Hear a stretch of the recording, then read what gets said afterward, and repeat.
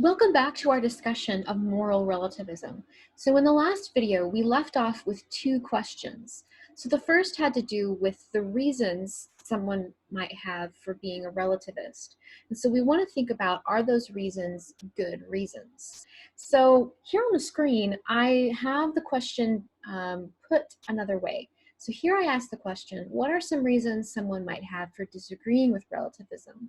Sometimes the best way to see if someone has a good reason for holding a position, or to get a better sense of that position itself, it might be helpful to take a look at what those who disagree say. And sometimes taking a look at what someone disagrees says can help us to see the strength of another position. So we're going to take a look at what someone who isn't a relativist might say in response to someone who is a moral relativist.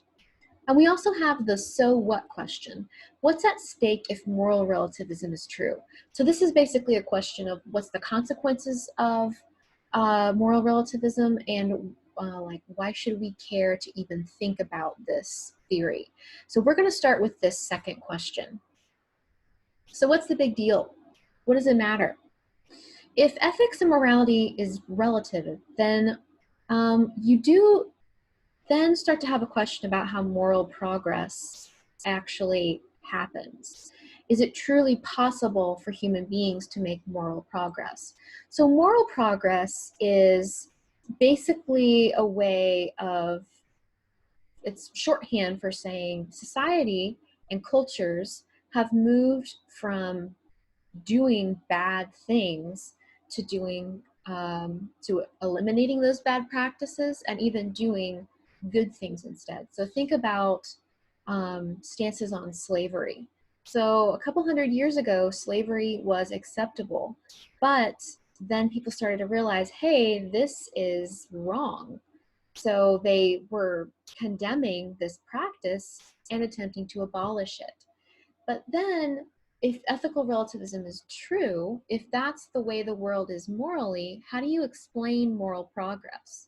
If there is no objective moral standard, how in the world were those people able to figure out that slavery is not an acceptable practice, that mass murder is not an acceptable practice, that religious oppression is not an acceptable practice?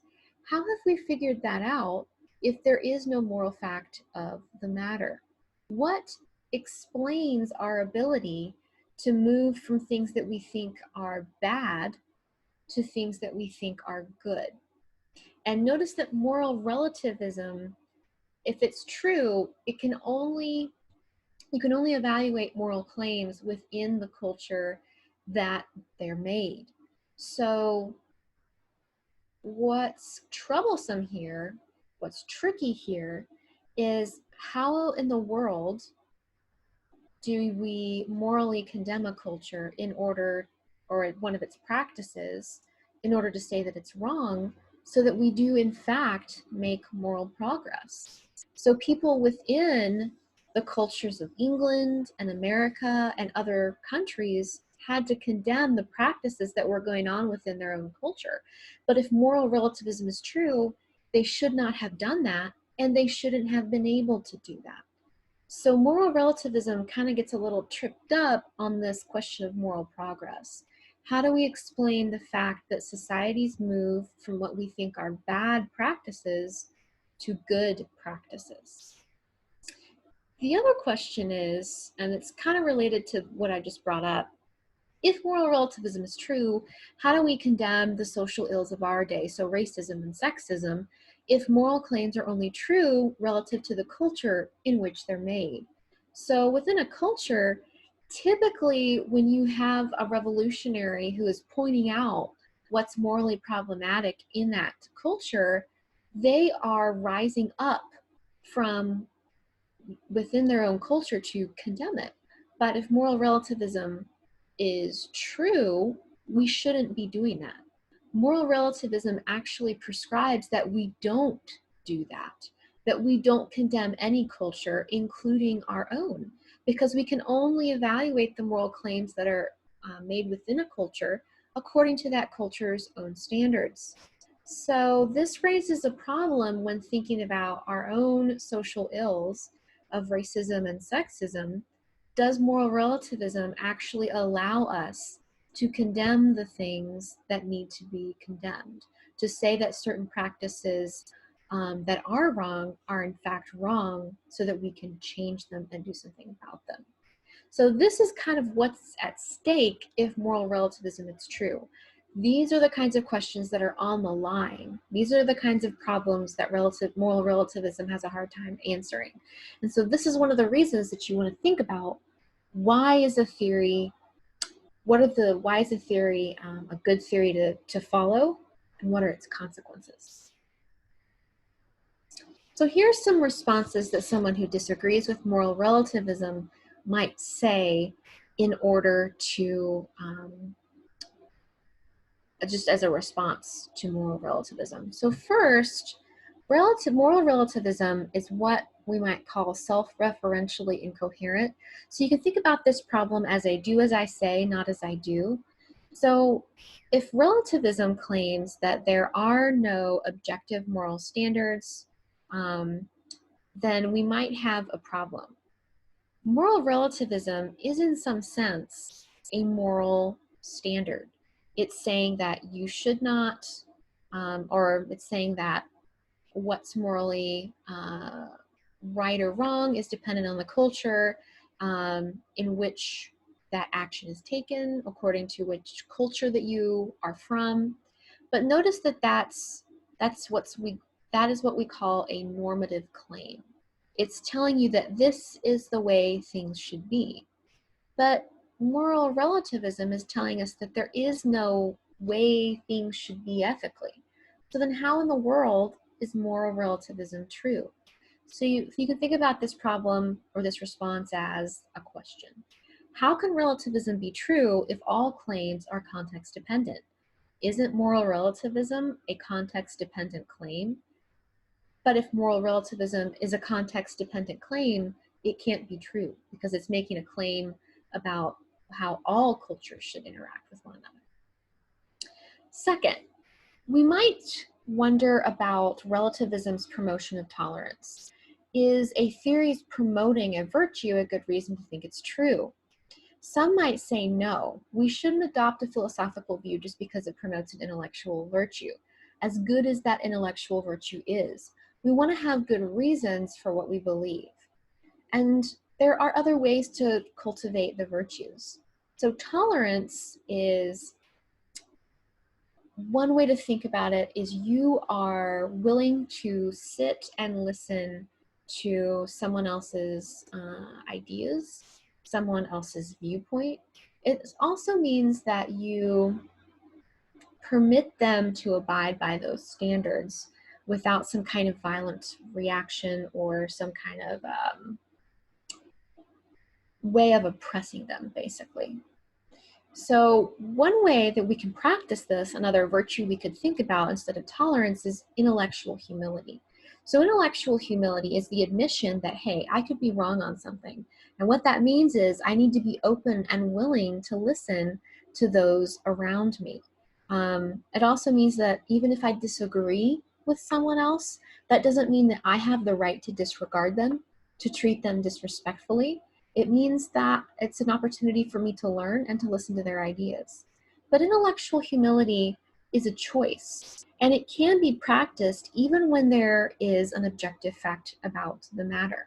So as someone who practices philosophy, this is something that I think is important for us as philosophers to practice. Even if we think that someone else is wrong, even if there is an objective fact about the matter, of which ethical theory is right or wrong, that doesn't imply that we shouldn't treat one another with respect.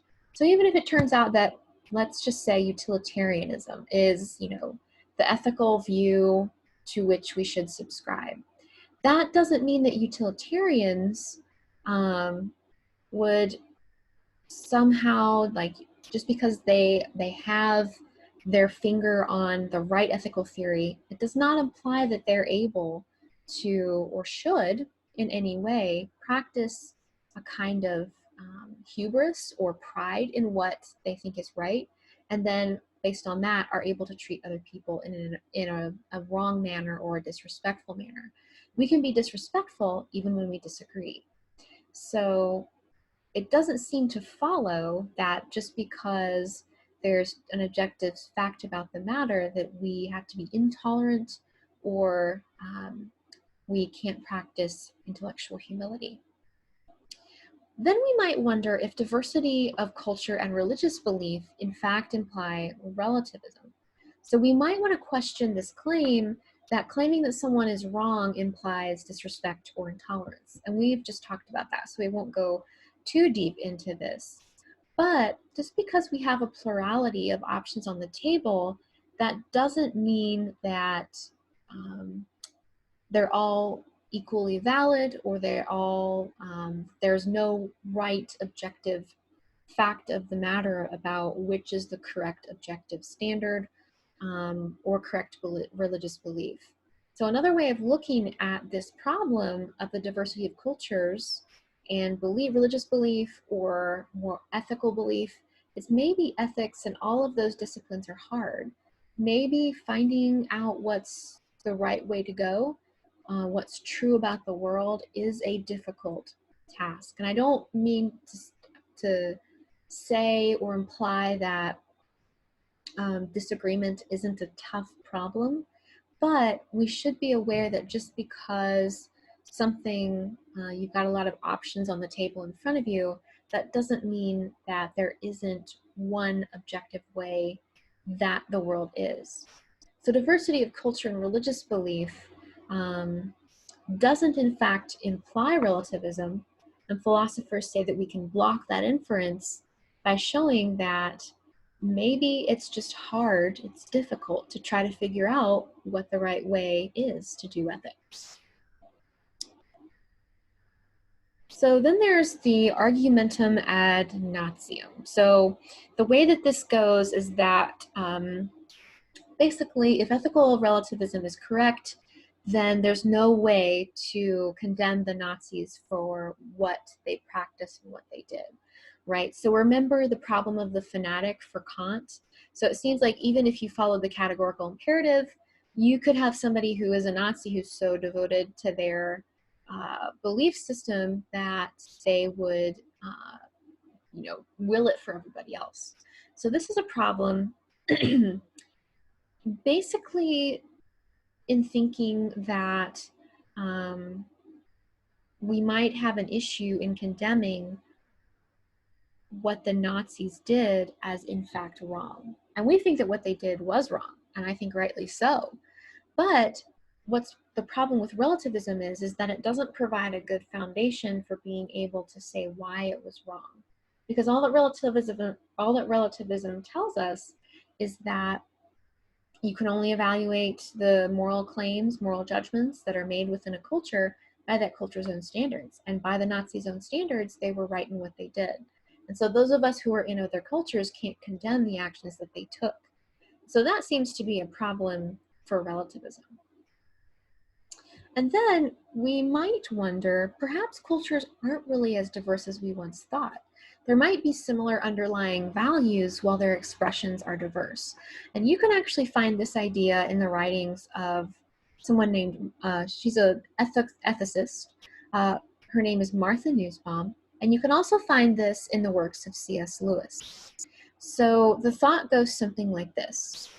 While you might have a plurality of ethical principles or different prescriptions of how to behave within a culture, underlying all of those prescriptions are these common things that we value that are really all across the board. And then the way that we express those values is different. So in one culture, they might honor the dead by a kind of cannibalism, by eating the dead. But in another culture, particularly our culture, we honor the dead by burying them. And in other cultures, if you weren't buried, that was a kind of dishonor. So both cultures are, expressing this value that they have in honoring the life of someone um, that they loved, but they're expressing it in different ways. And notice that in each culture, there's going to be a kind of disagreement. So we might find in our culture, we bury people. We might find this kind of cannibalism of the dead something that's reprehensible, and maybe that's true, and that's where the disagreement comes in. But what might actually be going on there is that both of the cultures are um, valuing life, and so they actually have a shared value. Um, but the way that that gets worked out is different. Now, what's interesting about Lewis's argument is that what he says is that if moral relativism is actually true, you have to get under that layer of the expression of the values, under that layer of expression of how you honor the dead. So you have to get under the expression of whether you eat the dead or bury the dead. And you have to identify the actual value that's at issue, that's not agreed upon or is not being honored in some way. So in that particular instance, what Lewis would say is that there's not really an ethical disagreement going on. The disagreement is at the level of the expression of the value. Because remember, ethics is dealing with what's valuable. And so the way that we carry out ethics and morality is a way of aiming at that valuable thing. Remember that ethical principles, what's ethically right, is aimed at the good. And so you're going to have many things within a culture and even within an ethical theory that are considered good things. And so what Lewis points out is that there actually might be this commonality across cultures about what is thought to be good, but the way that that good is aimed at, the way that it's preserved, is going to be different among cultures. And what would make moral relativism actually true is if you had a disagreement at the level of what is valuable. All right. So this is just an overview of some of the responses that someone might have to relativism. And so this is a good starting point to think about what kind of arguments that you could make for either side. So we've had both videos. We've seen the motivations for adhering to moral relativism. We've seen the responses for rejecting moral relativism. So from those reasons, you can begin to construct arguments. And that will be the business of this week.